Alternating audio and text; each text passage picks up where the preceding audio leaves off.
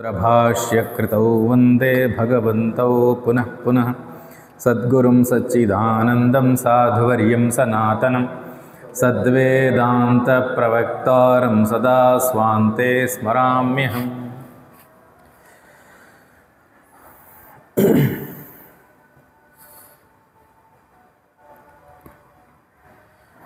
34వ పేజీలో ప్రశ్న, నివృత్తి ధర్మమును అవలంబించుటకు ముఖ్యముగా ఉండదగిన లక్షణములేవి?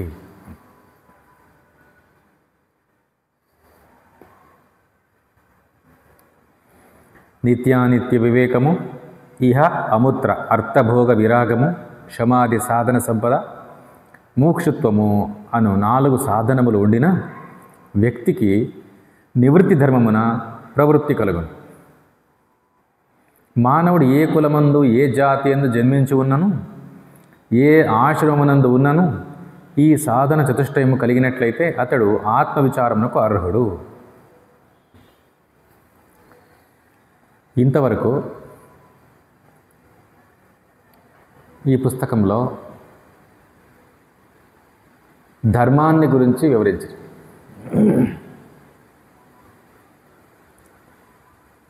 ధర్మానికి ప్రమాణమేమి అని ప్రశ్న తీసుకుని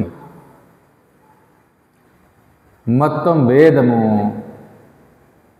ధర్మశాస్త్రాలు అంటే స్మృతులు, ఇతిహాసాలు, పురాణాలు ఇవన్నీ కూడా ప్రమాణాలే. వీటితో పాటు మహాత్ముల వాక్యాలు, వివేకానందుల బోధ, రామకృష్ణుల బోధ, శంకరాచార్యుల బోధ, స్వామివారి బోధ, బ్రహ్మచైతన్య మహారాజ్ బోధ అని చెప్పుకుంటున్నాం కదా.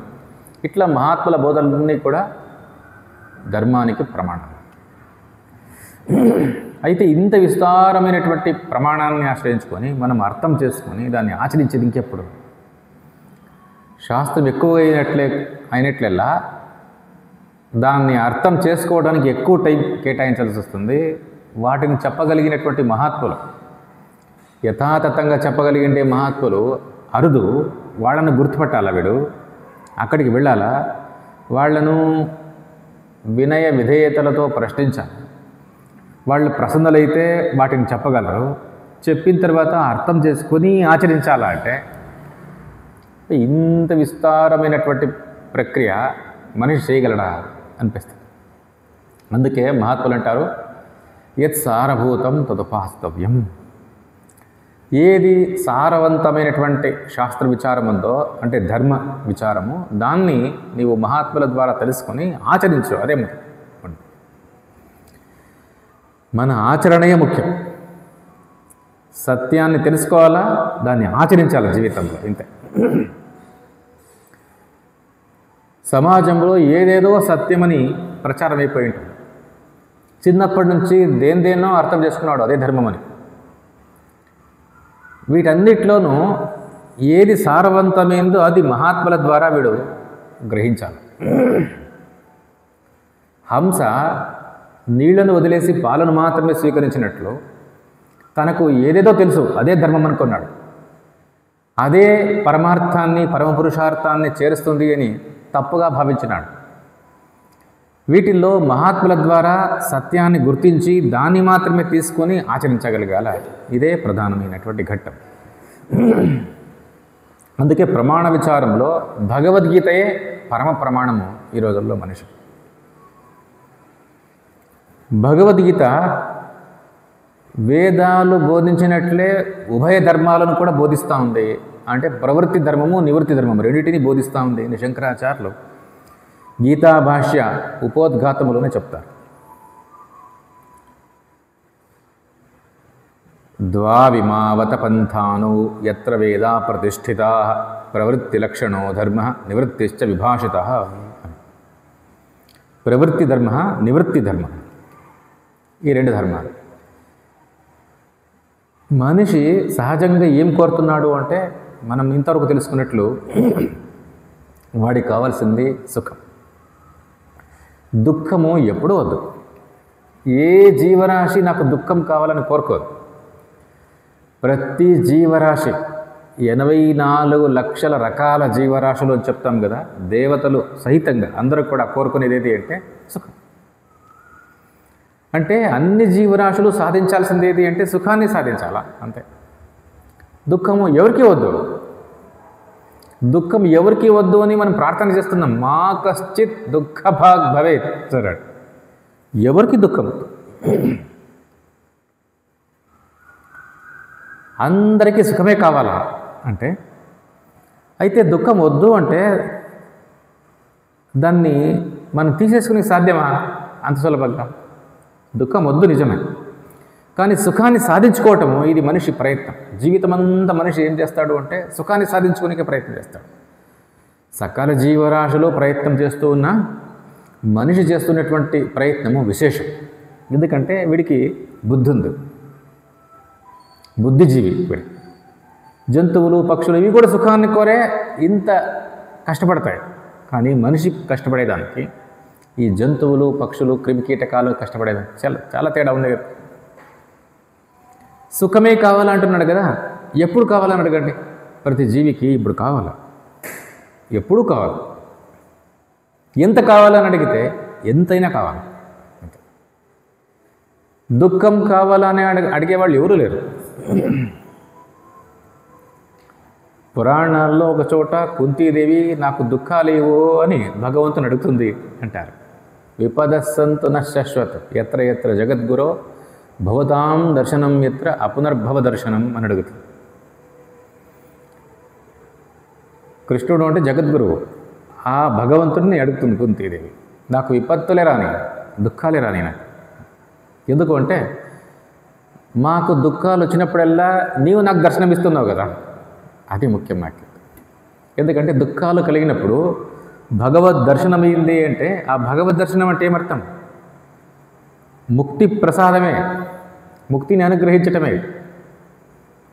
అపునర్భవ దర్శనం అంటుంది చూడండి. అపునర్భవం అంటే మోక్షం, నీ దర్శనమే మోక్ష దర్శనం. అందుకే అంటే ఇక్కడ అర్థమేమి అంటే కుంతీదేవి దుఃఖాన్ని కోరటం లేదు, ఆ దుఃఖాలు కలిగినప్పుడు ఆ భగవంతుడు ప్రత్యక్షమవుతున్నాడు, దర్శనమిస్తున్నాడు, అపునర్భవ దర్శనాన్ని అనుగ్రహిస్తున్నాడు కదా, ఆ గొప్ప సుఖాన్ని కోరుకుంటా ఉంది అని అర్థం. చూసే వాళ్ళకి కుంతీదేవి దుఃఖాన్ని కోరుకోనింది కదా, దుఃఖాన్ని కోరుకోలేదు. సుఖాలన్నిటికీ ఇంకా చివరి ఘట్టమైనటువంటి మోక్ష సుఖాన్ని కోరుకుంటా ఉంది. నీ దర్శనం కావాలంటుంది. సుఖంగా ఉంటే కృష్ణుడు రాడు, దుఃఖాల్లో ఉన్నప్పుడు వస్తున్నాడు చూడు. దీన్ని గుర్తుపట్టి కుంతీదేవి ఇట్లా అడుగుతాం. అంటే ప్రతి జీవి కోరుకుంటా ఉండేది దుఃఖము అనిపించిన. ఉదాహరణకు ఒక వ్యక్తి ఏదో ఒక పరీక్షకు చాలా కష్టపడి ప్రిపేర్ అవుతాడు, కష్టాన్ని కొని తెచ్చుకున్నాడు కదా దుఃఖాన్ని. రాత్రి అనక పగలనక వాడు ఎంత కష్టపడి ఆహారం కూడా సరిగ్గా తీసుకోకుండా నిద్ర లేకపోకుండా అంటే దుఃఖాన్ని కొని తెచ్చుకున్నాడు. ఎందుకు అంటే దాని తర్వాత వచ్చే సుఖం కోసమే కదా. చివరగా ప్రతి మనిషి ప్రయత్నిస్తూ ఉండేది సుఖం కోసమే. ఈ సుఖాన్నే మన శాస్త్రాల్లో కామ అన్నారు. కామ అంటే అది ఇంకా చెడ్డది కాదు, మనమందరము కోరుకుంటూ ఉండేది అంతే. కానీ ఈ కామాన్ని మనము సమకూర్చాలి కదా. అంటే మనకు సుఖం కావాలంటే ఏం చేయాలా అంటే మనకు సంపాదన ఉండాలి. సంపాదన వల్ల ఇదిగో సుఖము మనకు జీవితాంతం వస్తుంది. అంటే సంపాదనయే సుఖానికి కారణమవుతాం. ఏ సంపాదన లేదో అంటే ఏ సుఖము లేదు జీవితం. వాడు దేన్ని సంపాదించటం లేదు, ఆహారాన్ని సంపాదించటం లేదు, డబ్బు సంపాదించటం లేదు, విద్య సంపాదించటం లేదు, ఏ గౌరవాన్ని సంపాదించటం లేదు. మరి సుఖం ఎట్లుంటుంది ఈ సంపాదన? కానీ అంటే మనిషికి సంపాదన చాలా ముఖ్యము అన్నట్టయింది. సుఖము శాశ్వతంగా కలగాలంటే అయితే నీకు సంపాదన అయితే కంపల్సరీ, ఖచ్చితంగా నీకు చేయాల్సింది. మరి ఈ సంపాదన అంటే నీ చేసే ప్రయత్నం ఇది ఎట్లుండాలంటే నీవు విద్య నేర్చుకునేటప్పుడు కానీ, నీవు ధాన్యాన్ని సంపాదించేటప్పుడు సంగ్రహించేటప్పుడు కానీ, ఇంకా డబ్బును సంపాదించేటప్పుడు కానీ, ఇంకా ఏదేది సంపాదిస్తావో అన్నిట్లో కూడా ఎవరికి అన్యాయం జరగకూడదు, ఎవరికి కష్టం కాకూడదు. నీకు కష్టం కాకూడదు, చుట్టూ ఉండే సమాజానికి, సకల జీవరాశులకు, ప్రకృతికి హాని కలగకుండా నీవు ఆ సంపాదన చేసి సుఖంగా ఉండాలి. ఇది ముఖ్యమైనది. అందుకే ధర్మ, చూడండి దాన్ని ధర్మ అన్నారు. మన జీవితంలో సంపాదన కోసము, సుఖం కోసము మనం చేసే ప్రయత్నాలలో మనకు హాని కలుగకుండా, చుట్టూ ఉండే ఏ జీవరాశికి, సమాజానికి హాని కలుక్కోకుండా, ప్రకృతికి హాని కలగకుండా, వీటన్నిటికీ ఇంకా మంచి జరిగేటట్టు మన కర్తవ్యాన్ని మనం నిర్వహించుకోగలిగితే దీన్నే ధర్మ అన్నారు. అందుకే ధర్మ చాలా ముఖ్యమైనది. వేరే వాడికి అన్యాయం చేసి, వేరే వాడిని హింసించి, వేరే జంతువులను నాశనం చేసి, ప్రకృతిని నాశనం చేసి నీవు సుఖించాలనేది ఏమర్థం? దీంట్లో అర్థమే లేదు. నీ సుఖంలో, నీ సంపాదనలో అన్నిటికీ అనుకూలం కావాలి కదా, ఇది ధర్మం. అందుకే ధర్మాన్ని వ్యాపకమైనటువంటిది అంటారు. వ్యాపక ధర్మం ఇది అంటే కామాన్ని, అర్థాన్ని వ్యాపించి ఉంది. ఇది ధర్మాన్ని వీడి అర్థకామాలు లేవు. నీవు అర్థకామాలను కోరొద్దని చెప్పలేదు, కానీ ధర్మబద్ధమైనటువంటి అర్థకామాలు. అర్థకామాలనే మనిషి ఈరోజు ఫలం అంటున్నాడు, ప్రయోజనం అంటున్నాడు. మనం చేసే మన కర్తవ్యానికి అంతా కూడా ప్రయోజనం ఏమి అంటే అర్థకామాలే. ప్రయోజనము అన్న ఒకటే, అర్థకామాలు అన్న ఒకటే. అయితే మన జీవితాన్ని ఎట్లా రూపుదిద్దాలా అంటే అర్థకామాలు అన్నీ కూడా ధర్మబద్ధంగా ఉండేటట్లు సర్చ్ చేసుకోవాలి. అట్లా నిర్వహించుకోగలిగితేనే వాడు ధర్మంగా జీవిస్తున్నాడు అని అర్థం. ఇట్లే ప్రతి వ్యక్తి, ఎందుకంటే ప్రతి వ్యక్తి కూడా ఒకే రకంగా ఉండడం లేదు. మొదటి 25 సంవత్సరాలు బ్రహ్మచర్యంలో ఉంటున్నారు, తర్వాత 25 సంవత్సరాలు గృహస్థాశ్రమంలో, తర్వాత వనప్రస్థ, తర్వాత సన్యాసాని. మళ్ళీ వీళ్ళ గుణాలను బట్టి, క్రియా సామర్థ్యాన్ని బట్టి వీళ్ళు మరలా వర్ణ ధర్మాలు ఉంటున్నారు. బ్రాహ్మణ్యాన్ని కొంతమంది సెలెక్ట్ చేసుకుంటున్నారు, అంటే అధ్యాపన వీటిల్లోనే గడపటము. సమాజంలో ఉండే అజ్ఞానాన్ని తీసివేయడానికి ప్రయత్నం చేసేవాళ్ళు వీళ్ళంతా కూడా. తర్వాత అన్యాయాన్ని ప్రశ్నించగలిగినటువంటి క్షాత్ర ధర్మాన్ని కొంతమంది సెలెక్ట్ చేసుకుంటున్నారు. సమాజంలో ఉన్నటువంటి ఆహారం గురించినటువంటి కానీ, లేకుంటే డబ్బును గురించి కానీ, ఇంకా వేరు వ్యవస్థల గురించి కానీ, వస్త్రాన్ని గురించి కానీ, ఇట్లా వీటిని సమకూర్చడానికి, సమాజంలో ఉండే అభావాన్ని తీసేయటానికి ప్రయత్నించే వాళ్ళు ఉన్నారు. వాళ్ళు వైశ్య ధర్మాన్ని అవలంబిస్తున్నారు. సమాజానికి నిరంతరము ఏ సోమరితనము లేకుండా సేవ చేయటమే వాళ్ళు ధర్మంగా అనుసరిస్తున్నటువంటి శూద్రత్వం ఇదొకటి ఉంది. ఇట్లా ఈ 4 వర్ణాలు, 4 ఆశ్రమాలను విభజించి శాస్త్రాలు వాళ్లకు కొన్ని కర్తవ్యాలు విధిస్తూ ఉంది. వీటినే వాళ్ళ స్వధర్మాలు అని చెప్తున్నారు. వాళ్ళ స్వధర్మంలో వాళ్ళ స్వ అర్థ స్వకామ, స్వార్థ అంటాం చూడ, స్వ అర్థ స్వకామ, వీటిని వీళ్ళు సాధించుకుంటూ ఉండాలి. అందుకే స్వధర్మే నిధనం శ్రేయ పరధర్మో భయావహ అని భగవద్గీత అంటుంది. స్వధర్మ అనే ఈ మాటలోనే స్వ అర్థ స్వకామ 2 ఉన్నాయి. ఏ వ్యక్తి స్వధర్మంగా తన స్వధర్మాన్ని తాను ఆచరిస్తున్నాడో వాడు తన సంపాదనకు లోటు లేకుండా, తన సుఖానికి లోటు లేకుండా వాడు జీవించగలడు అని అర్థం. ఏ వ్యక్తి అయితే ఈ కామార్థాలను అంటే ఈ ప్రయోజనాన్ని పక్కకు పెట్టి తన జీవితంలో తాను చేస్తున్నటువంటి ప్రతి జీవన విధానము నుండి లేదా ప్రయత్నము నుండి తనకు హాని కలుకోకుండా సమాజ సుఖానికి, జీవరాశుల యొక్క సుఖానికి లేదా ప్రకృతి యొక్క సౌఖ్యానికే జీవిస్తున్నాడు, వాడు ఏ ప్రయోజనాన్ని తన కోసం కోరటం లేదు అంటే ఇట్లా జీవిస్తున్నటువంటి ఈ ధర్మాన్ని ఏమంటారు అంటే ప్రయోజనాన్ని తీసేసి జీవిస్తున్నటువంటి విధానం ఇది. ఇట్లాంటి ధర్మాన్ని నివృత్తి ధర్మ అంటున్నారు. ప్రవృత్తి అంటేనే ప్రయోజనం వైపుకు ధర్మాన్ని ఆచరించటం. నివృత్తి అంటే ప్రయోజనాన్ని వద్దనుకొని తాను ధర్మంగా జీవించటం. అంటే తన మోక్షం కోసం,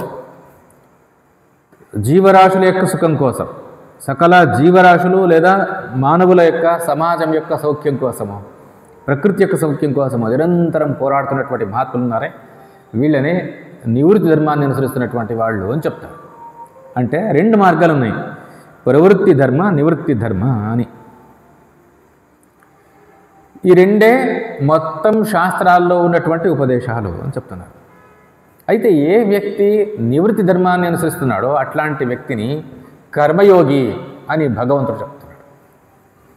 భగవద్గీతలో ప్రవృత్తి ధర్మ నివృత్తి ధర్మాన్ని ఎట్లా చెప్తున్నారు అంటే, ధర్మాన్ని ప్రయోజనం కోసం చేయకుండా, ప్రయోజనం మీద దృష్టి పెట్టుకోకుండా చేయాలా. దీన్ని కర్మయోగ అంటారు.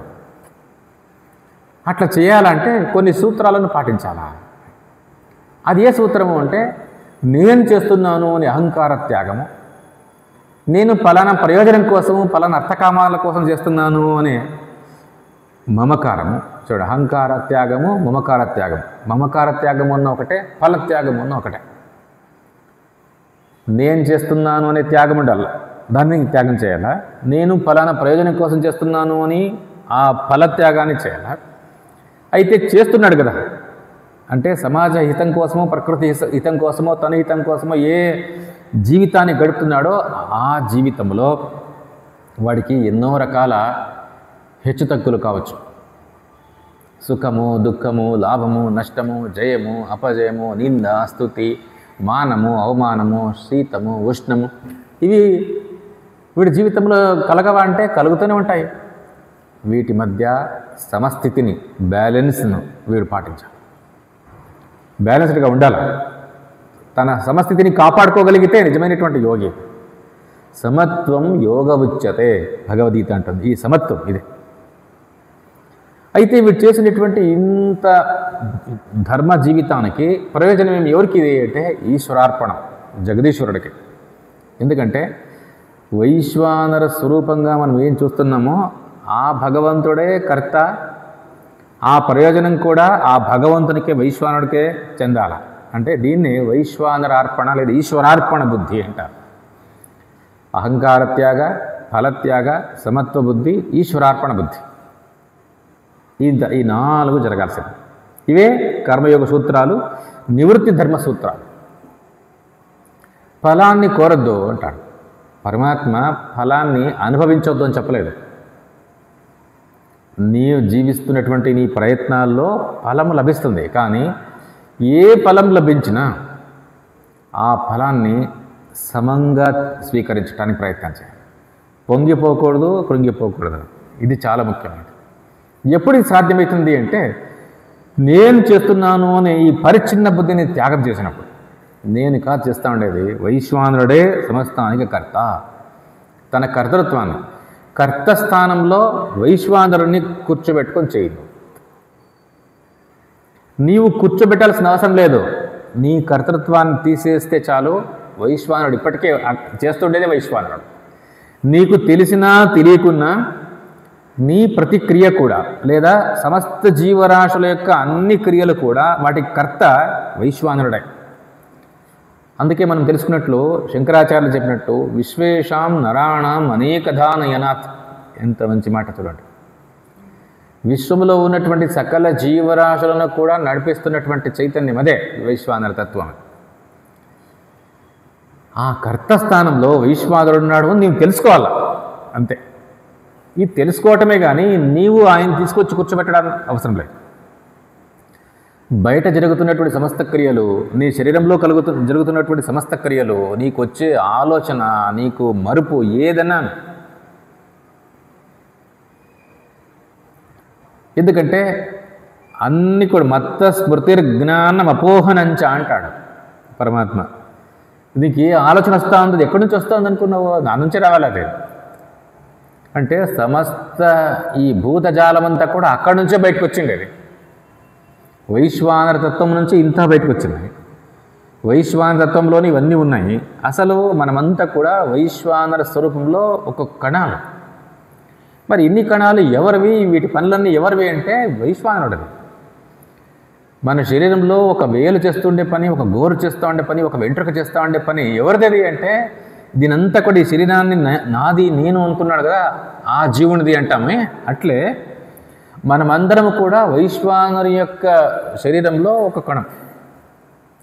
మనం చేసే ప్రతి క్రియ కూడా ఎవరిది, ఆయన శక్తి. మన శరీరంలో ఉండే వెంట్రుకకు శక్తి ఇస్తూ ఉండేది ఎవరు, జీవుడిస్తున్నాడు. అట్లనే శరీరంలో ఉన్నటువంటి లేదా ఈ అన్ని శరీరాలకు శక్తి వస్తూ ఉండేది ఎవరి నుంచి అంటే వైశ్వానం నుంచి వచ్చింది. శక్తి ఆయందే, సమస్తము కూడా ఆయందే. ఈ వైశ్వానర తత్వాన్ని నీవు గుర్తించే కొద్దీ జీవత్వము ఐసు కరిగినట్లు కరుగుతుంది, మంచు కరిగినట్లు కరిగిపోతుంది. వేదాంత శాస్త్రం యొక్క ప్రయోజనము నీలో కర్తృత్వ బుద్ధిని తీసివేయటం. మనిషి ఒక ప్రశ్న పెట్టుకున్నాడు, ఎందుకంటే జీవితంలో ఏం జరిగినా కర్మల వల్ల జరుగుతుంది. అవి ఎన్ని పాప కర్మలు ఉన్నాయో ఏమో, వీటిని తీసేసుకోవాలా, పుణ్యకర్మలు చేస్తూనే బతకాలా. సరే మంచిదే, కానీ ఎన్ని ఉన్నాయనుకుంటున్నావు నువ్వు? ఈ కర్మలను తప్పించుకునే సాధ్యమవుతా ఉంది. పాపకర్మ ఫలాన్ని ఇస్తున్నప్పుడు విలువెల్లాడిపోతున్నాడు. పుణ్యకర్మ ఫలం ఇస్తున్నప్పుడు ఏది గుర్తు లేకుండా ఉంది, వాడికి పొంగిపోయినాడు. వాడికి శాస్త్రం వద్దు, దేవుడు వద్దు, గురువు వద్దు, అట్లా తయారవుతాడు. అంటే ఒక కర్మయే ఇంత బాధిస్తూ ఉంది, ఒక్కొక్క కర్మయే నిన్ను ఇంత పొంగి పొరలేటట్టు చేస్తూ ఉంది, ఒళ్ళు మరిపించేటట్టు చేస్తూ ఉంది. ఈ కర్మబంధాన్ని తప్పించుకునే సాధ్యం కాదా? దీన్ని తీసేసుకోలేమా? ఎన్ని పుణ్యకర్మలు చేస్తే ఈ పాపకర్మలు అని పోతాయి. నీవు ఇట్లా దీన్ని ప్రయత్నం చేస్తూ పోతే నీకు ఎన్ని కర్మలు ఉన్నాయో బహూని మే వ్యతీతాని జన్మాని భగవద్గీత అంటుంది. అంటే ఇన్ని జన్మల్లో నీ చేసుకున్నటువంటి కర్మల కట్ట అంతా సమసిపోవాలని ప్రయత్నం చేయటం అనేది ఇది ఎంతవరకు సఫలమవుతుంది? ఇది ఆలోచించాలి మనిషి.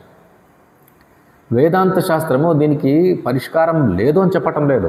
అదేమంటుంది అంటే, చూడు, నువ్వు ఏవేవో కర్మలు చేసినాను అని నీ మీద ఆరోపణ చేసుకున్నావు కదా, నిజంగా నీవు కర్తయే కాదు, ఇది గుర్తించు. ఎంత గొప్ప సత్యం చూడండి. నీవు ఎప్పుడు కూడా కర్త కానే కాదు, ఎప్పుడూ వైశ్వానుడే కర్త.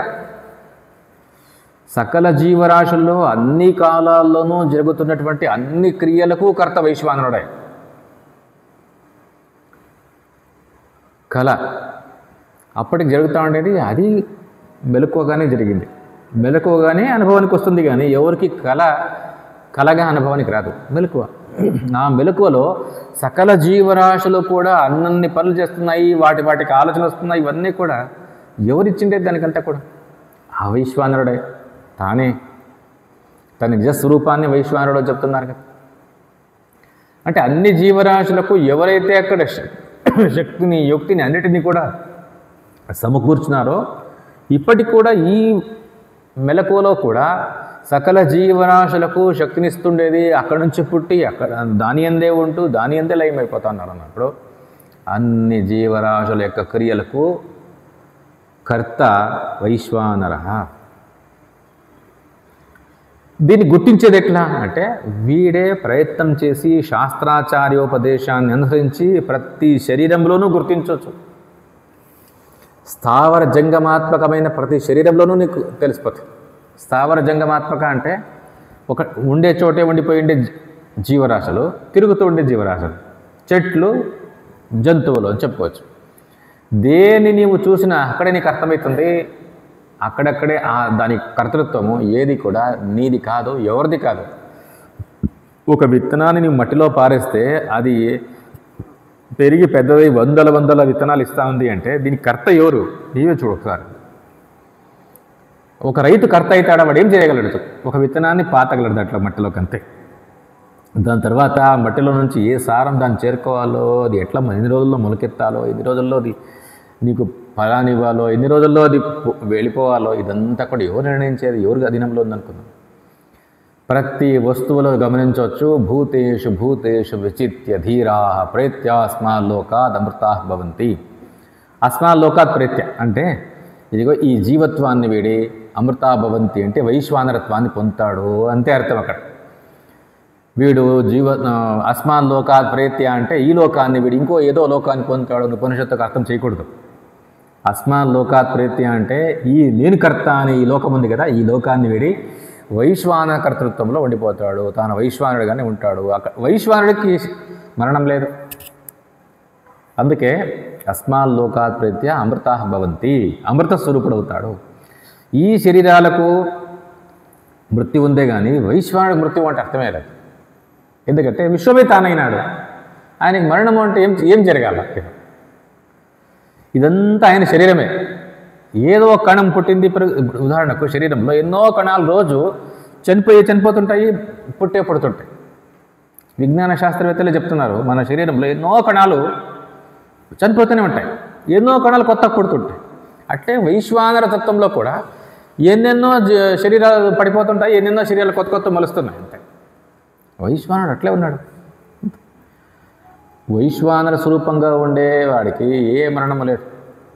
ఈ వైశ్వానర తత్వాన్ని నీవు ప్రతి వస్తువులను గుర్తించాలా, శాస్త్రాచార్యోపదేశాన్ని అనుసరించి గుర్తించాలి. ఇదే నిజంగా మనిషికి కర్తవ్యం. వాడు సత్యాన్ని గుర్తించేకి ఏకైక మార్గము, నేర మార్గం ఏది అంటే వైశ్వానర కర్తృత్వాన్ని గుర్తిస్తూ పోవటం. నీవు గుర్తిస్తూ పోయే కొద్దీ జీవత్వాన్ని తీసేయాల్సిన అవసరం లేదు, అదే కరిగిపోతుంది. నీ శరీరాన్ని గమనించినా నీకు అర్థమవుతుంది, నీ శరీరంలో జరుగుతున్నటువంటి ఏ క్రియ కూడా నీవు కర్త కాదు. నీ పుట్టుకకు నీవు కర్తవా, ఇప్పుడు జీవిస్తున్నటువంటి దానికి అంతా కూడా నీవు కర్తవా, నీవు పోయేదానికి మరి కర్త. శరీరంలో జరుగుతున్నటువంటి అన్ని మార్పులు, శరీరంలో జరుగుతున్న జీర్ణక్రియ, దేని కర్త నువ్వు? దేనికి కర్త కాదు. మరి ఎవరు ఏదో ఈ క్రియలు జరుగుతున్నాయంటే కర్త ఉండాలా వద్దా? ఉండాలి. అహం వైశ్వానరో భూత్వా ప్రాణినాం దేహమాశ్రిత ప్రాణాపాన సమాయుక్త పచామ్యన్నం చతుర్విధం. నేనే వైశ్వాన రూపంగా నీలో ఉండి నీవు తిన్నటువంటి ఆహారాన్ని పక్వం చేసి శరీరంలో అన్ని భాగాలకు, అన్ని అవయవాలకు ఏదేది ఎంతెంత శక్తి దేనికి కావాలో అంతంతా నేనే ఇస్తున్నానంటాడు. కంటికి చూడగలిగిండే శక్తిని ఇవ్వాలా నీవు తినండి ఆహారంతో, ఇది నీకు సాధ్యమా? చెవులకు వినగలిగిండే శక్తి ఇవ్వాలా, అది నీకు సాధ్యమా? ఏది సాధ్యం మనిషికి? చూడండి, ఒకరోజు ఆహారం లేకపోతే కళ్ళు అట్లే ఇది వాడికి కనిపించం, అంతా ఏదో ఒక చీకటిగా అనిపిస్తుంది. శక్తి అయిపోతుంది. ఆ శక్తిని ఎవరిస్తున్నారు? ఆహారం వల్ల వస్తుంది. ఆహారాన్ని కంటిలోకి వస్తుంది? నీవు చేస్తే రాదు. నీవు భోంచేసి పడుకో. భగవంతుడు నీ శరీరంలో వైశ్వానరుడుగా ఉంటూ, చూడండి, చిన్న వస్తువుగా ఉంటూ కాదు, ఎక్కడో లోపల ఉన్నాడు కాదు అర్థం. వైశ్వానరుడుగా ఉంటూనే ఆ పని చేస్తాడు. అంటే అంతా వ్యాపించినటువంటి వాడుగా ఉంటూనే ఆ పని చేస్తున్నాడు లోపల. నీ శరీరం లోపల చిన్నగా లోపల చేరి అట్లా చేయటం లేదు. నీ శరీరంలో ఏ మార్పు జరగాలో, ఏ శక్తి రావాలో, దేనికి అందాలో, ఇదంతా కూడా తాను వైశ్వానరుడుగా ఉంటూనే నిశ్చయించి దాన్ని అక్కడే చేస్తున్నాడు. అంతా తానై ఉండటం వల్ల ఆ శక్తి. అందుకే ఆ వైశ్వానరుడిని సర్వశక్త, సర్వజ్ఞ, సర్వవ్యాపి. సర్వవ్యాపి అంటే అన్నీ తానై ఉన్నాడు అని అర్థం. ఊరికే పోయి చేరుకున్నాడు అర్థం కాదు. ఒక వాసన హాలంతో చేరుకునింది అంటాం కదా, అట్లా చేరుకోలేదు వ్యాపి అని అంటే. వ్యాపి అంటే అదే తానైపోవటం అంతే. కుండలు బాణలన్నిటినీ కూడా మట్టి వ్యాపించింది అంటే మట్టియే కుండ బాణలన్నీ అయింది అంటాం కదా, అట్లా వైశ్వానరుడే అన్ని జీవరాశిగా కనిపిస్తున్నాడు. సర్వజ్ఞ, సర్వశక్త. ఈ సత్యాన్ని గుర్తిస్తూ పోవటమే నిజమైనటువంటి ఉపదేశం. నీవు గుర్తించినావు అంటే ఇదిగో నీవు చేస్తున్నటువంటి క్రియ అంతా కూడా కర్మయోగ, అదే నివృత్తి ధర్మం. మరి దాని ఫలం ఏమి అంటే వైశ్వానతత్వంగా నీవు మిగిలిపోవటమే ఫలం, జ్ఞానమే ఫలం. ఏం జ్ఞానము? అహం బ్రహ్మాస్మీతి, నేను అపరిచ్ఛిన్నుణ్ణి, బ్రహ్మస్వరూపుణ్ణి. బ్రాహ్మీ స్థితి పార్త నైనాం ప్రాప్య యోహ్యతి. ఈ స్థితిని పొందినటువంటి వాడు మోహాన్ని పొందడు. అందుకే నివృత్తి ధర్మాన్నే అంటే కర్మయోగాన్నే భగవద్గీత ప్రధానోపదేశంగా చెప్తాంది. ఇదే గొప్ప సాధన. నీవు సాధన అన్న ఇదే సిద్ధాంతం ఉన్నాయి. నిజంగా శాస్త్రాల్లో సాధన సిద్ధాంతం రెండు భాగాలు లేవు. సాక్షాత్ సాధన ఏమున్నాయో శ్రవణము, మననము, నిధ్యాసనంతో ఆత్మదర్శనం చేసుకుంటున్నావు కదా, దాన్ని సాక్షాత్ సాధన అన్న, అది సిద్ధాంతమే, లేదా అదే సాధనే అంతే. సాధన అంటే మనిషి ఏమనుకున్నాడు? నేను కర్తృత్వాన్ని పెట్టుకొని జపాలు చేసుకుంటూ కూర్చోవాలేమనుకున్నాడు. చెయ్యి మంచిదే, కానీ ఇవి జపం మనిషి చేస్తూ పోవటం వల్ల తనకు హాని కలగదు, చుట్టూ ఉండి ఏ జీవరాశికి హాని కలగదు, ప్రకృతికి హాని కలగదు. అట్లా చేస్తున్నాడు అంటే వాడి ఏకాగ్రత సాధించటానికి కోసమో చేస్తున్నాడు అంటే మంచిదే, దాన్ని వద్దని చెప్పటం లేదు. కానీ నీవు కర్తృత్వాన్ని పెట్టుకొని ఏదో క్రియ చేస్తున్నాను అది సాధన అనుకుంటున్నావు కదా, అది దూరంగా సాధన, దగ్గరి సాధన కాదు. అందుకే దాన్ని ఏమన్నారు? పరంపరా సాధన, బహిరంగ సాధన. అది ఎక్కడ దూరంగా ఉండి నీకు సాయం చేస్తూ ఉంది. కానీ ఇది ఉందే నేరుగా సత్యాన్ని దర్శించటం, నేరు సాధన. నీవెన్ని క్రియలు చేసినా అవన్నీ కూడా ఇక్కడ పర్యవసానం పొందాల్సిందే. ఇది చాలా ముఖ్యం. సర్వం కర్మాఖిలం పార్థ జ్ఞానే పరిసమాప్యతే. సర్వం కర్మాఖిలం, అఖిలం కర్మ, నీవెన్ని రకాల ప్రయత్నాలు చేసినా, ఎన్ని యజ్ఞాలు, దానాలు, తపస్సులు, ఎన్ని ఉపాసనలు ఏం జరిగినా అన్ని ఉపాసనలకు అంటే అన్ని క్రియలకు అని అర్థం. అన్ని క్రియలకు తాత్పర్యం ఏమి అంటే వైశ్వానర దర్శనం. ఇది కలగలేదు అంటే నీవు చేసినంత కూడా మళ్ళీ ఇంక ఎప్పుడో ఫలం ఇవ్వాలా, అది ఎప్పుడో తెలియదు. అది ఊరికి నమ్మకం, ఇప్పుడు జరగాలి కదా. ఇహచేదవేదీ రతసత్యమస్తి నచేదిహావేదీ మహతీ వినష్టి భూతేషు భూతేషు విచిత్య ధీరాః ప్రేత్యాస్మాల్లోకాదమృతా భవంతి. కేనోపనిషత్తు అంటోంది, ఇప్పుడే నువ్వు దీన్ని అర్థం చేసుకోగలిగితే చూడు, ఇది మహాపురుషార్థం నీకు రెడీగా సిద్ధమై వచ్చేస్తుంది, అందుకుంటాం. ఎప్పుడైతే నీవు దీన్ని అర్థం చేసుకోలేదో, నీవేదో క్రియ ఆ కర్తృత్వాన్ని ఇంకా దృఢపరుస్తూనే ఉన్నావు. మనిషి కర్తృత్వాన్ని దృఢం చేసే వైపుకు పోకూడదు. కర్తృత్వం దృఢం చేస్తుంటావు అంటే నీకు భోక్తృత్వం అంటుకునే ఉంది అంతే. ఎంతవరకు నీవు కర్తవో అంతవరకు నీవు భోక్తవు, అంతవరకు నీవు జన్మ జన్మల కర్మలను అనుభవించే తీరాలి. ఇది తప్పదు. కర్తృత్వాన్ని వీక్ చేయటం ఎప్పుడు సాధ్యమవుతుంది అంటే నీ వైశ్వానరత్వాన్ని గుర్తిస్తూ పోవటంతోనే.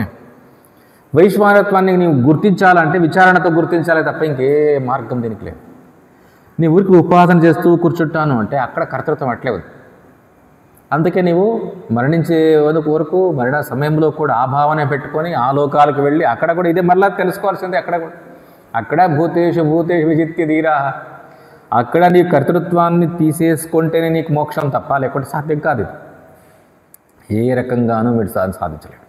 అందుకే కర్తృత్వాన్ని తీసేసుకోవటమే మొత్తం వేదాంత శాస్త్రం యొక్క ముఖ్యమైనటువంటి ప్రయోజనం.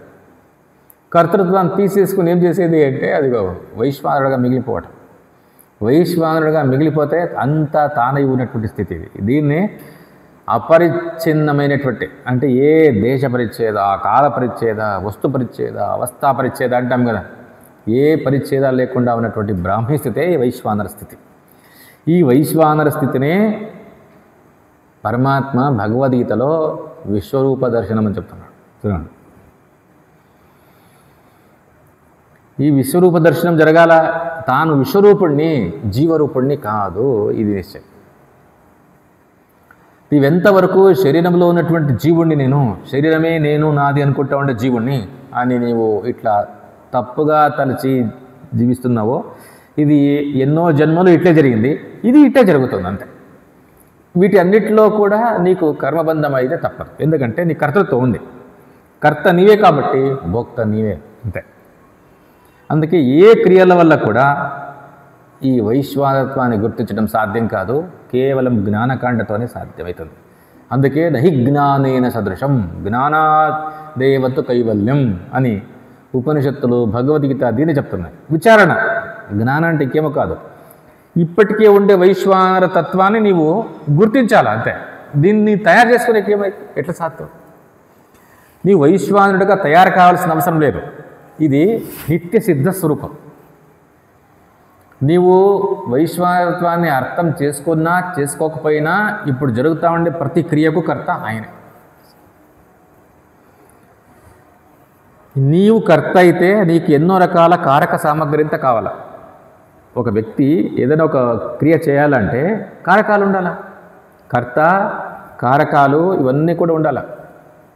దానికి కావాల్సిన ఫలము వస్తుంది ఇదంతా కూడా. కానీ వైశ్వానరు కర్త అయితే ఎట్లుంటుందంటే వాడికి కారకాలన్నీ ఏమి అవసరమే లేదు.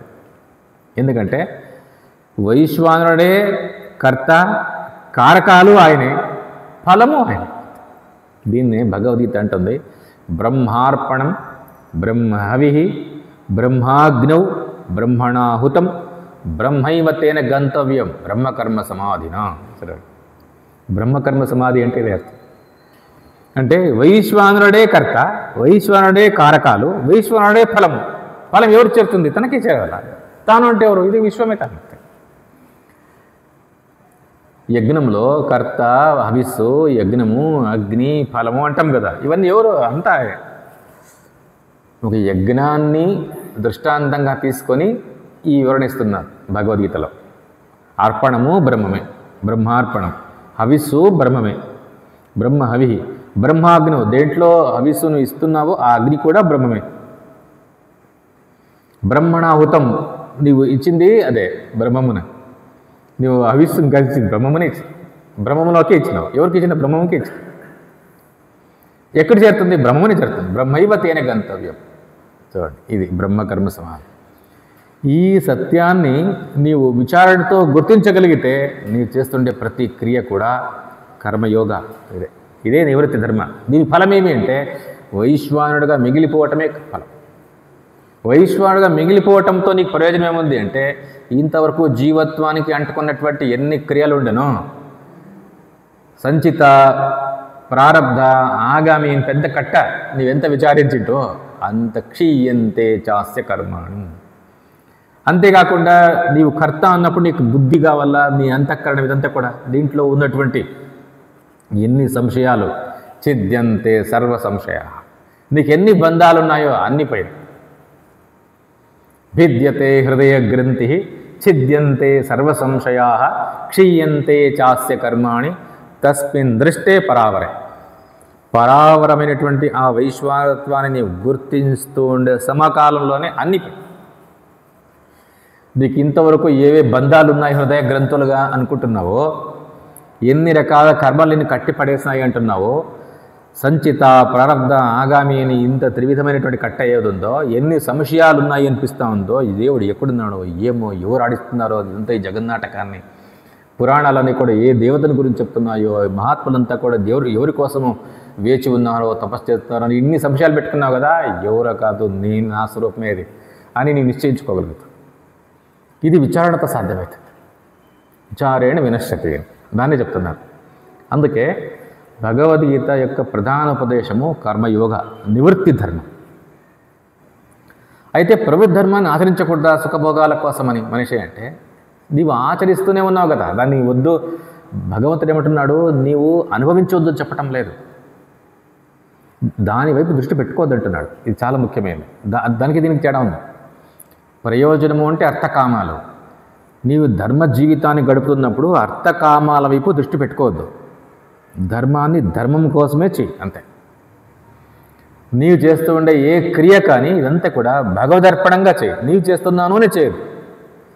ప్రయోజనం నాకు కావాలని ఆశించొద్దు. ఏ ప్రయోజనం వస్తూ ఉంది చూడొద్దు ఆ వైపు. కానీ నీవు ప్రయోజనాన్ని అనుభవించావా? అనుభవిస్తావు.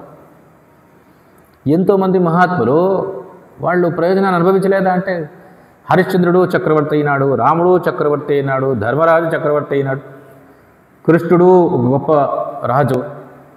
అంటే ఏ వ్యక్తి తత్వాన్ని తెలుసుకున్నాడో జనకుడు మహారాజు, వీళ్ళంతా అర్థకామాలను పొందలేదా అంటే ఆ వైపు దృష్టి ఉండలేదు వాళ్ళకంతే. వాళ్ళ ధర్మ జీవితమే అదేవిధంగా ఆ ధర్మానికి ఫలమైనటువంటి వైశ్వానరత్వం వైపుకే దృష్టి. తాను వైశ్వానర స్వరూపుడే అని నిశ్చయంలో ఉన్నావు. ఆ నిశ్చయంలో నీవు దాన్ని పొందితే ఎంత, పొందకపోతే ఎంత. ఎప్పుడు అంతా నీదైపోయిందో నీలోనే చక్రవర్తిత్వము వచ్చిపోయింది అంతే. అంటే నీకు అది చిన్నగా అనిపిస్తుంది. ఎందుకంటే వైశ్వానుడుగా ఉన్నటువంటి వాడికి అది చాలా తక్కువ. ఒక భూభాగానికి చక్రవర్తి అయ్యేది అంటే చాలా చీప్, తక్కువ.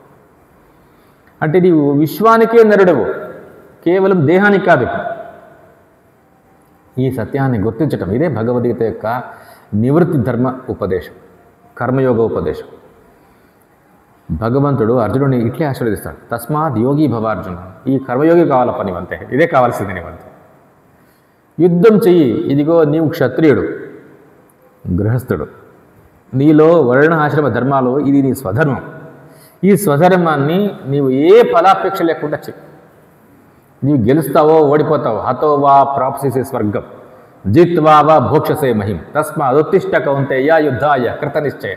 చూడండి, నీవు ఓడిపోతావో గెలుస్తావో, నీకు చక్రవర్తిత్వమే సిద్ధిస్తుందో, ఇంకా ఏమో ఆప కింద దృష్టి పెడుతున్నావు.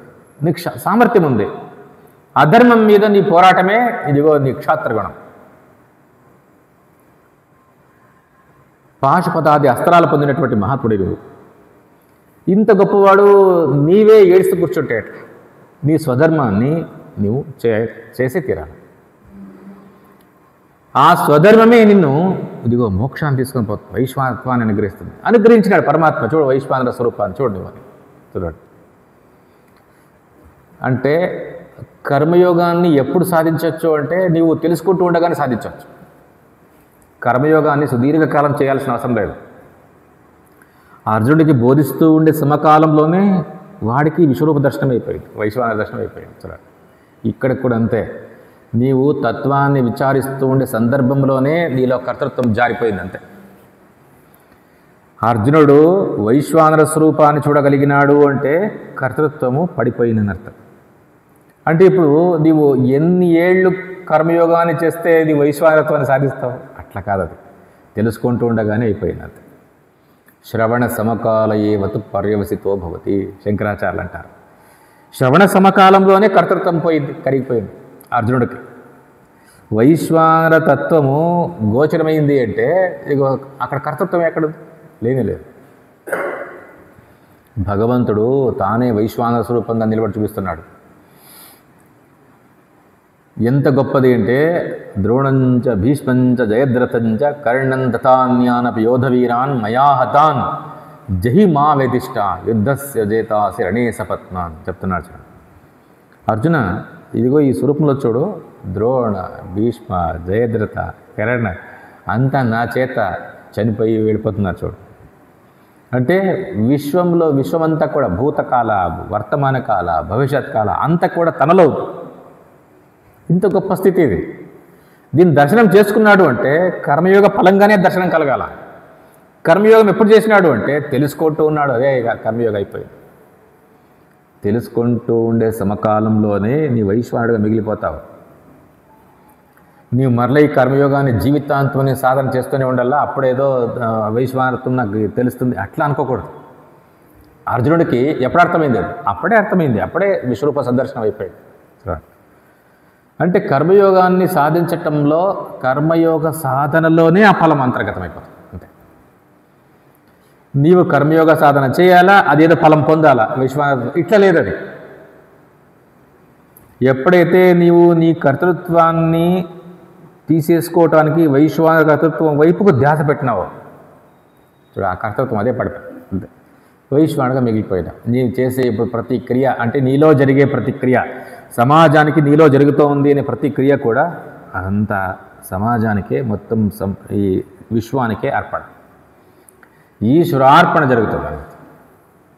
అక్కడ నీకు సమత్వ బుద్ధి సహజంగానే వస్తుంది. ఎందుకంటే ఏం జరిగినా కూడా ఇది ఎవరు చేస్తున్నాడు వాడికే ఫలం చేరుతుంది, నీకు. అందుకే ఈ సమత్వ బుద్ధి రావటానికి ఈ వైశ్వానత్వాన్ని నీవు గమనిస్తూ పోవటమే నీకు. ఎప్పుడు నీ వైశ్వానుడైపోతావో దేహంలో కనిపిస్తుండే సుఖ దుఃఖ మాన అవమాన ఇవన్నీ నీ కేర్ చేయవు, చాలా తక్కువ. ఎందుకంటే శరీరంలో ఒక కణం ఏదో చనిపోతూ ఉంది అంటే, ఒక కణానికి చెలిగుతూ ఉంది అంటే నీకేం లెక్క, ఒక కణం అది అంతే. అంటే ఈ చిన్న శరీరంలోనే ఇంత విమానం పెట్టుకున్నటువంటి వాడు కాబట్టి దీంట్లో ఏం జరిగినా, దీన్ని ఎవరు తిట్టినా, ఏమన్నా, ఏం నష్టం వచ్చినా ఎంత బాధపడుతున్నావు. ఇప్పుడు విశ్వమంతా నీవే అన్నప్పుడు నీవేం బాధపడవు. విశ్వము నీలో కనిపించినా అది కరిగిపోయినా నీకు ఏ సంబంధం లేకుండా. అంత పెద్ద ప్రపంచము స్వప్నంలో మెలకువగానే కనిపించిండే ప్రపంచం అంతా కూడా మొత్తం కరిగిపోయి ఏమైనా బాధపడినావు? ఏమి బాధ లేదు. ఎందుకంటే వైశ్వానుడికి ఏ బాధ లేదు. నీవు జీవుడిగా ఉన్నంత వరకే నీకు సుఖ దుఃఖ మాన అవమాన శీత ఉష్ణ లాభ నష్ట జయ అపజయ నిందాస్తి ఇవన్నీ ఉంటాయి. వైశ్వానత్వంలో ఇవేవీ లేవు. ఈ సత్యాన్ని గుర్తించమంటారు. అందుకే ఇదే ప్రధానమైనటువంటి ఉపదేశము. కర్మయోగమే నివృత్తి ధర్మం. ఫలాన్ని ఆశించకుండా, ఫలం వైపు దృష్టి పెట్టుకోకుండా నీ ధర్మాన్ని చేస్తూ ఇదిగో ఈ విచారణ ప్రధానమైనది. అయితే ఈ విచారణలో వీడి యొక్క గుర్తులు అంటే ఈ నివృత్తి ధర్మానికి కీలకాలేవి,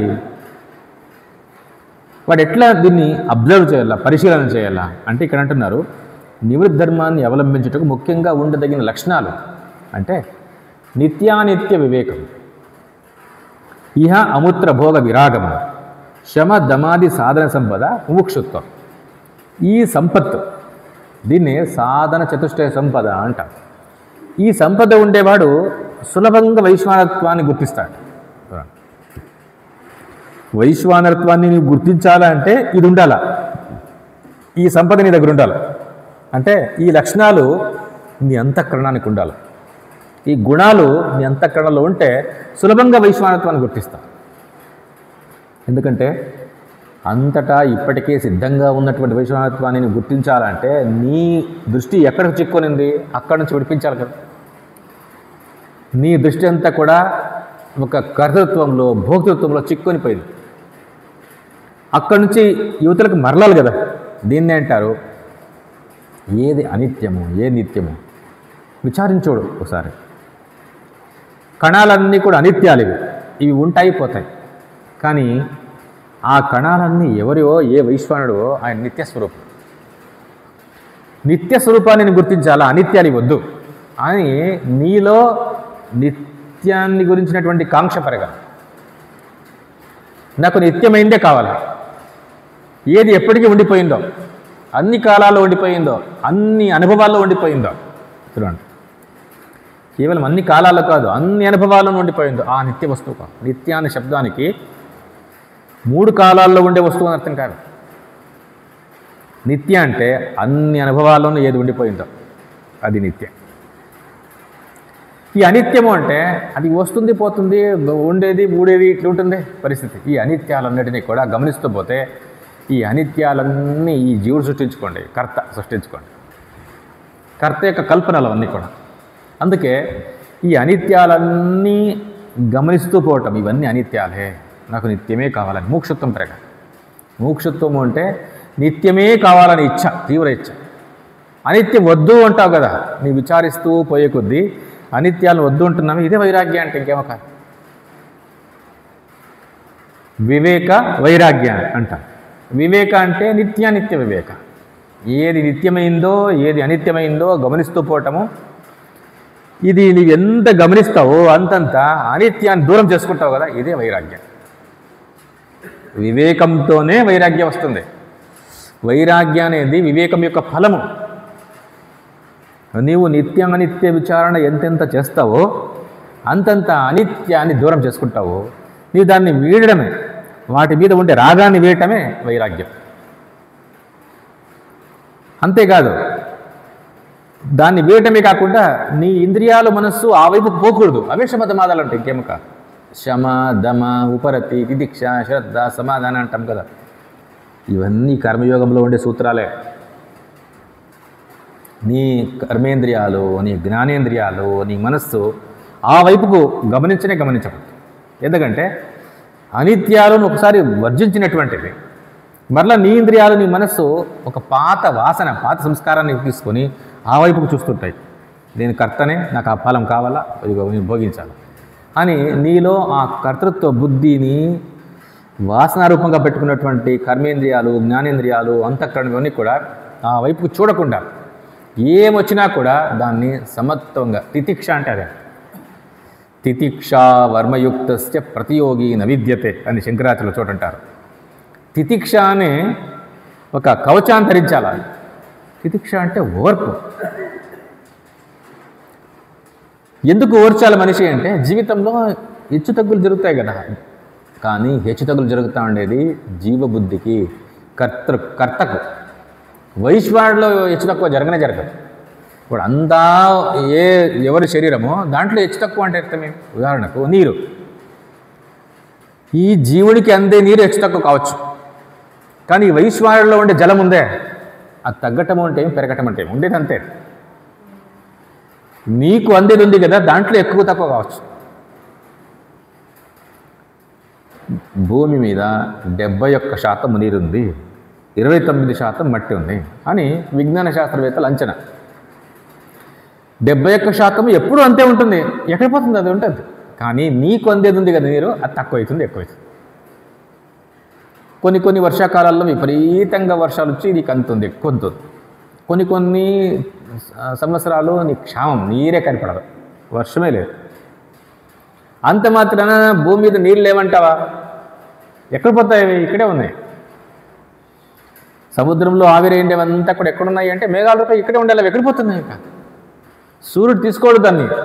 సూర్యుడు ఎంత పీల్చినా అక్కడే మేఘాలుగా అక్కడే ఉంటాయి, భూమిని అంటుకునే ఉంటాయి. భూమి ఆకర్షణ శక్తికి లోపడే ఉంటాయి కొన్ని మేఘాలు మహా అంటే ఎంత దూరంలో ఉన్నాయి, ఇక్కడే ఉన్నాయి. ఎన్నో ఊర్లలో కింద కనిపిస్తున్నాయంట మేఘాలు. అంటే వైశ్వానరత్వంలో తగ్గిపోవటం అనేది ఏముండదు, అది ఎంతుందో అంతే. దాంట్లో తగ్గటము ఎక్కటము ఉండదు. నీకు దొరకటంలో ఉంది చూడు, ఇది ఇక్కడ తక్కువ ఎక్కువ ఉంటుంది. నీ కర్తృత్వ బుద్ధిలో, నీ జీవ స్థితిలో తక్కువ ఎక్కువ ఉంటాయి. నీవు జీవస్థితిని గమనిస్తే నీకు సమత్వం నీవు ఊహించలేవు, సాధ్యమే కాదు. వైశ్వానస్థితిలో ఎప్పుడు సమత్వమే, బ్యాలెన్స్డ్. సమాన శబ్దానికి బ్యాలెన్స్ ఉన్నట్టు. ఒక వ్యక్తి ఎవరు తిడుతున్నాడు అంటే, ఎవరు తిడుతున్నాడు వాడు? ఒక కణాన్ని తిడితే నాకేం పట్టింది, ఒక కణం ఇంకో కణం తిడతా ఉంది అంటే ఎక్కడ లెక్క అది? ఇంత పెద్ద శరీరంలో ఒక కణం ఇంకో కణం తిడతా ఉంది, అదేం లెక్క మనకి? ఎందుకంటే నా శరీరం చాలా పెద్దది. వైశ్వాన స్థితిలో నీకు బ్యాలెన్స్ మెయింటైన్ చేసే సాధ్యమవుతుంది. ఎందుకంటే నీ ఉండేదే బ్యాలెన్స్డ్, అంతే. సమత్వమే నీ స్వరూపం. నీలో ఏది ఎక్కువ లేదు, తక్కువ లేదు. ఒక కణం ఇంకో కణం తిడతా ఉంది అంటే ఆ రెండు కణాలు ఎవరు ఒక నేనే, అవి కూడా అంతే. నేనే తిట్టాలా, నేనే పొగడించుకోవాలి. అక్కడ నాకు బాధ లేదు. ఒకవేళ ఇంకో వేలు తిట్టింది తప్ప చూడు, నాకేం బాధ? ఎందుకంటే రెండు నావే, రెండిటి మీద సమానమైన ప్రేమ నాకుంది, అంతే. ఈ సమత్వం అనేది నీ స్వభావం, అది ఎవరిదో కాదు. అందుకే నీవు తితిక్షను సాధించాల్సినటువంటి అవసరం లేదు. చూసుకోగలిగితే సమత్వం నీ స్వరూపమే ఉంది. ఈ విధంగా మొదట నిత్యానిత్య వివేకం, ఇదొక్కటే నిజమైనటువంటి సాధన. ఈ 4 చెప్తున్నారే, వివేకము, వైరాగ్యము, శమదమాదులు, మోక్షత్వం అని 4 లేవేవి, ఒకటే ఉండేవి. నీవు అనిత్యాన్ని నిత్యాన్ని వివేచన చేస్తూ పోతే ఆ వివేచన దృఢమయ్యే కొద్దీ అనిత్యం వైపుకు నీకు రాగం పోతుంది. ఇదే వైరాగ్యం. నిత్యం వైపుకు నీకు ఇష్టమవుతుంది, రాగం పెరుగుతుంది. దీన్నే మోక్షత్వం అన్నారు. నీ ఇంద్రియాలు, మనస్సు ఇంకా దాన్ని కోరవు అనిత్యాన్ని, దీన్నే శమదమాదలు అన్నారు, అంతే. అంటే వైశ్వానరత్వాన్ని గమనిస్తూ ఉండటంలోనే ఇవి జరిగిపోతున్నాయి. నీవు వీటిని 4, 5, 3, 2 గమనించాల్సిన అవసరం లేదు. భగవద్గీతలో ఒకే చోట ఈ 4 లేవు. ఎక్కడ పరమాత్మ చెప్పలేదు. కర్మయోగం అన్నాడు, అంతే. కర్మయోగములు అన్నీ ఉన్నాయి, చేసుకోవాలి. ఇది చేసేది కాదు, నువ్వు గుర్తించాలి, అంతే. కర్మయోగాన్ని ఎన్నేళ్ళు చేయాలా? ఎన్నేళ్ళు చేస్తావు? భగవంతుడు చెప్తూ ఉండగానే అర్జునుడు ఆ ప్రజ్ఞను పొంది వైశ్వానత్వాన్నే గుర్తించాడు, విశ్వరూపాన్ని చూస్తాడు. ఇప్పుడు అంతే ఉండేది. దీన్ని అంటారు శీఘ్రంగా దర్శనం అవుతుంది. ఎందుకంటే ఉండేది అది నీ స్వరూపంగానే ఉండేది, ఏదో కాదు, ఎక్కడో కాదు. అది కర్మల ఫలమైతే నువ్వు చనిపోయిన తర్వాత ఎక్కడో పొందాలా చూడాలా నీకు. దాన్ని నీవేదో గొప్ప యజ్ఞాన్ని చేస్తే ఆ కర్మఫలం ఎక్కడో స్వర్గాల్లో నీకు ఒక కల్పతరువుగానో కామధేరువుగానో కనిపిస్తుంది అంటే నీ వెయిట్ చేయాలి ఆ కాలం వచ్చేంత వరకు, ఆ దేశము ఆ లోకం వచ్చేంత వరకు. ఇది కర్మ యొక్క ఫలం కాదు, ఇది ఇప్పటికే ఉండిపోయినటువంటి తత్వం. ఈ తత్వాన్ని నీ గుర్తిస్తే చాలు, ఉంది అది, అంతే. నీవు ఇంతవరకు కర్త దృష్టిలోనే ఉన్నావు. ఇప్పుడు వైశ్వాన దృష్టికి వెళ్ళే కొద్దీ నీ కర్తృత్వం నేననేది ఎప్పుడూ లేదని తెలిసిపోతుంది, అంతే. జ్ఞానికి ఎట్లా నిశ్చయం అవుతుంది అంటే, నాకు బంధం ఎప్పుడూ లేదు, నాకు అజ్ఞానం ఎప్పుడూ లేదు, నాలో కర్తృత్వం ఎప్పుడూ లేదు. ఎప్పుడూ నాలో కర్తృత్వం లేదు కాబట్టి ఎప్పుడు భోక్తే కాదు. ఇంకా సంచిత ఆగామి ప్రారంభం నాకుండా అవకాశమే లేదు. నేను వైశ్వానర స్వరూపుడిని, అన్నిటిని నడిపిస్తా ఉండే చైతన్యాన్ని, నేను చైతన్య స్వరూపుడిని అని ఈ సత్యం మనకి నిశ్చయమవుతుంది. అందుకే నివృత్తి మార్గంలో ఇవన్నీ కూడా గుర్తులో అని మన శాస్త్రాలు ఏం చెప్తున్నాయో, వివేక, వైరాగ్య, శమదమాదులు, మోక్షత్వం, ఇవన్నీ కూడా ఇది పెద్ద లిస్ట్ ఉంది అనుకోకూడదు. ఉండేదే ఒకటే, అంతే. జీవుడు ఏం చేస్తున్నాడో కర్తృత్వం పెట్టుకుని అవన్నీ కూడా వాడు ఏం సంకరించినా అవన్నీ అనిత్యాలే. ఇది ఈరోజు ఉంటాయి, రేపు పోతాయి. అన్నీ కూడా వీడికి అవి పరిచ్ఛిన్నాలు. ఏదేది వచ్చి వీడిని అంటుకుంటుందో అవన్నీ కూడా ఏదో రోజు ఊడిపోతుంది. ఇది జరుగుతూనే ఉంది. నీవేమో చేయాలనుకుంటున్నావు కదా, నీవెంత చేయగలవు? నీ శక్తి అల్పమైంది. కర్త నేను చేస్తాను ఉంటాడు కదా, ఎట్లా చేస్తావు? ఇదిగో ఈ కారకాలు ఉపయోగించుకొని చేస్తావు. ఈ శరీరాన్ని, ఈ చేతులు, కాళ్ళను, ఇంత అల్పమైన శక్తిని తీసుకొని నీవేమో చేస్తాను అంటే దాని ప్రయోజనం ఎంత వస్తుంది? దానికోసం కాచుకుని నీవెంత వెయిట్ చేస్తావు? దీనికోసం ఆ వైపు దృష్టి పెట్టుకోకుండా వైశ్వానర దృష్టి పెంచుకోవడం. నీవు అన్నిట్లోనూ వైశ్వానరుడినే గమనిస్తూ పోవాలి, అంతే కావాల్సింది. ఇదే సాధన. భూతేషు భూతేషు విచిత్య, అన్నిట్లోనూ విచారించడం. ఇందు గలడు అందు లేడని సందేహము వలదు, చక్రి సర్వోపగతుండు. భక్తులందరూ ఇట్లా గుర్తించడం. తమ వద్దకు ఏ జంతువులు వచ్చినా అక్కడే వాటిల్లోనే వైశ్వాన్ని గుర్తించరు. ఏ మనిషి వచ్చినా ఆ మనిషిలోనే గుర్తించరు. ఏ చెట్టు కనిపించినా ఆ చెట్టులోనే గుర్తించరు, తనలోనే గుర్తించరు. ఇట్లా అసలు నువ్వు ఎక్కడ గుర్తించినా వైశ్వానుడే బయటపడేది నీకు. ఎందుకంటే ఉండేదే ఏది అంతా తానై ఉందో దాన్ని అక్కడెక్కడే నీకు గుర్తించాలి, అంతే. కలడంబోది కలండు గాలిన్ కలడు ఆకాశంబునన్ కుంభిరిన్ కలడగ్నిన్ దిశలన్ పగళ్ళ దిశలన్ ఖద్యోత చంద్రాత్మలన్ కలడు ఓంకారమునన్ త్రిమూర్తుల త్రిలింగత్రయంబులన్ అంతటన్ కలండీషుండు కలండు. తండ్రి వెతకంగా నేలా ఈ ఆయుడు నీవు ఆడాయుడాన్ని వెతుకుతావు కదా.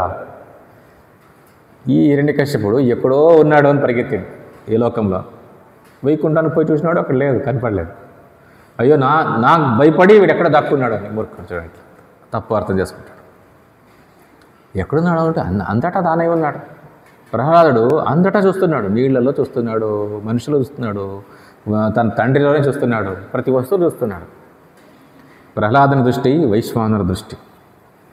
భక్తుడు అంటే ఏదో భావనలో ఉంటాడు కాదు, భక్తుడు అంటే తత్వాన్ని తెలుసుకున్నటువంటి వాడినే భక్తుడు అనేది. జ్ఞాని ఎంత మాట చెప్తున్నాడు చూడండి, అంతటా ఉన్నాడయ్యా వింటే చూడండి. ఇక్కడ అక్కడ వెతుకుతావు కదా నీవు, అంతటా తానే ఉండేది, వైశ్వానరుడే ఉండేది. పరమాత్మ తన విశ్వరూపాన్ని చూపించండి, ఏం చూపించినాడు? అంత తానే ఉన్నాను అని చూపించినాడు. అది అయితే అర్జునుడు కూడా తానే చెప్తున్నాడు, పాండవానం ధనంజయ, నీవెవరో కాదయ్యా నేనే నీవు అని. పాండవానం ధనంజయ అని పరమాత్మ చెప్తా ఉండే విభూతి తత్వమసి బోధ స్వామివారు చెప్తాను. నేను పాండవులలో అర్జునుడిని అంటే అర్థమేమి? అర్జున నేను నీవే అని అర్థం, అంతే, ఇంకేమో కాదు కదా. తత్వమసినే కదా అంతే. ఎందుకంటే ఆ కణం ఎవరో కాదు, తానే, ఎప్పుడూ తానే. అందుకే నివృత్తి మార్గంలో గుర్తించుకోవాల్సినటువంటి కీలకాలు ఏవి అంటే నిత్యానిత్య వివేకం ఒకటే. ఏది అనిత్యమైంది ఏది నిత్యమైంది గుర్తిస్తూ పో. నిత్య స్వరూపమేమి అది గుర్తిస్తూ, అదే వైశ్వానర. ఏదేది అనిత్యమో అని నీకు అనిపించిందో అదంతా కూడా నీవు కర్తగా ఉండి సాధిస్తూ ఉన్నాను అని మూర్ఖంగా అనుకునేది, దానంతా కూడా నీవే తొలగించుకుంటాం. ఇది కాదని, అదే వైరాగ్యం అంటే. ఇక్కడ ఏమన్నారు అంటే ఇహ అముత్ర అర్థభోగ విరాగం అన్నారు. ఈ లోకంలోనూ పరలోకంలోనూ నేను ఏదో భోగాన్ని పొందాలా అనే ఆశను తీసేసుకోవటం. ఎందుకంటే అన్నీ అనిత్యాలే. ఇహ అముత్ర అంటే ఈ లోకాలు పరలోకాలు అంతే. వేదాంత శాస్త్రంలో ఈ లోకాలు పరలోకాలు అంటే అవేవో అన్ని లోకాలు స్వర్గాది లోకాలు అనుకోకూడదు. ఈ లోక పరలోక అంటే ఈ లోకము అంటే తనది, తాను ఉండే, తాను జీవిస్తున్నటువంటి జీవనం. పరుల జీవనం. మనిషి ఎప్పుడు కూడా తన జీవితంతో తృప్తిపడడు. వేరేవాడు బాగున్నాడు అట్లుండాలి అనుకుంటాడు. వాడు చదివినట్టు చదవాలా, వాడున్నట్టు ఉండాలా, వాడి స్థానం బాగుంది, వాడు సంతోషంగా ఉన్నాడు, నేను సంతోషంగా లేను, నా స్థానం బాగలేదు, వాడి స్థానం బాగలేదు, నా ఆస్తి తక్కువ, వాడి ఆస్తి ఎక్కువ. ఇట్లా అన్నిటికీ ఇహభోగము పరభోగాలు అంటే అవి అన్నీ కర్త సాధించుకుంటుండే భోగాలు ఇవన్నీ కూడా పరిచిన్నాలి. ఈ దృష్టి వచ్చిందంటే అయిపోయింది. వాడు ఎవరు విద్య సాధించుకుంటున్నాడో, పాండిత్యాన్ని పెంచుకుంటున్నాడో, ఎన్నో గౌరవాలు పొందుతున్నాడో వాడు ఎవరు అనుకున్నావు? వాడు కర్తగా ఉండి సాధించుకుంటున్నాడు, వాడి ఫలం కూడా అనిత్యమైంది. మనిషికి ఏదో పెద్ద అనిపిస్తూ ఉంది. ఒక వ్యక్తి ప్రధానమంత్రి అయినాడు అంటే చాలా పెద్ద అనిపించింది. వాడు కర్తగా ఉండి సాధించుకోండి, అది ఎంతసేపు ఉంటుంది? వచ్చి అంటుకొనింది ఊడిపోతుంది ఏదో ఒక రోజు. సంయోగా విప్రయోగా అంతా. ఈ అనిత్యమైనటువంటి విచారాన్ని ఎక్కువ చేయాలి. ఏది అనిత్యం జీవితంలో? పరీక్షలోకాన్ కర్మచితాన్ ఉపనిషత్తు అంటుంది. ప్రయత్నంతో తయారు చేసుకున్నటువంటి లోకాలన్నిటినీ పరీక్షించు, అన్ని అనిత్యాల చూడాలి. నీ ప్రయత్నంతో ఎంత గొప్ప రాష్ట్రపతి స్థానాన్ని పొందినా అది కొన్ని రోజులు ఉంటుంది, పోతుంది. అక్కడక్కడ నీకు అవమానాలు నిందాస్తా అన్నీ తప్పవు, అక్కడక్కడ ఉన్నాయి. నీవు పరీక్షించి వాటిని వదిలేయద్దు. ఎంతోమంది వ్యక్తులు సమాజంలో గొప్పవాళ్ళు అనుకుంటున్నాము, వాళ్ళు మంచి స్థానంలో ఉన్నాము, మనం తక్కువ స్థానం అనుకుంటున్నాం కదా. వాళ్ళ ఇంటర్వ్యూలు వింటే వాళ్ళకి అర్థమవుతుంది, అవునా వీడు అట్లే ఉన్నాడా. వాళ్ళతో మాట్లాడిస్తారు చూడండి, టీవీల్లోనూ యూట్యూబుల్లోనూ. మనకేమనిపిస్తుంది, చాలా గొప్పవాడు, అయ్యో ఇంత సినిమా యాక్టరు, ఇంత ప్రసిద్ధి ఉంది అని. ఏడుస్తాడు వాడు అక్కడ కూర్చొని, అయ్యో ఇంత కష్టాలు ఉన్నాయి. ఎందుకంటే కర్తగా ఉన్నంతసేపు నీవు ఏడ్చేదే ఏడుపు. కర్త భోక్తనే అంతే. వాడిలో జరిగినటువంటి అన్ని రకాలకు వాడు అనుభవించాల్సిందే, వాడు పొంగిపోవాల్సిందే, కృంగిపోవాల్సిందే. శీత ఉష్ణ మానవమాన్ ఇవన్నీ కూడా వాడికి సహజం, ఉండాల్సిందే. ఇప్పుడు ఇక అర్థమవుతుంది, ఏ స్థానం తీసుకున్నా అది ప్రయోజనం లేదు. నా లోకము అదే, ఇదిగో పరలోకము అదే, అన్నిట్లోనూ ఇదే ఉండేది. అందరూ భోక్తలుగా అనుభవిస్తున్నారు, అందరికీ హెచ్చు తగ్గులు జరుగుతూనే ఉన్నాయి. ఇది వద్దు అని తీసేసి. ఎందుకంటే క్రియతో తయారైన, అంటే కర్త క్రియ చేసి పొందినటువంటి అన్ని ఫలాలు అనిత్యాలు. నాకు ఇది వద్దు. నిత్యమైనటువంటి శాశ్వతమైనటువంటి తత్వం ఏదుందో, వైశ్వానత్వం, అదే నాకు కావాలి. దాన్నే నేను తెలుసుకుంటాను, అంతటా ఉండే ఆ తత్వాన్నే నేను గుర్తించి పొందుతాను అని వీళ్ళ మోక్షత్వం పెరుగుతుంది. నిత్యం వైపుకు ఆకాంక్ష పెరుగుతుంది, అనిత్యం వైపుకు వైరాగ్యం పెరుగుతుంది. తన ఇంద్రియాలు మనస్సు వైపుకు తిరగవు. సమత్వాన్ని సాధించుకోగలడు, వైశ్వానరుడుగా మిగిలిపోగలడు. అందుకే ఇదే నివృత్తి ధర్మ, ఇదే కర్మయోగ అని. భగవద్గీత నివృత్తి ధర్మాన్ని కర్మయోగ శబ్దంతో పేర్కొనింది అని చెప్తారు.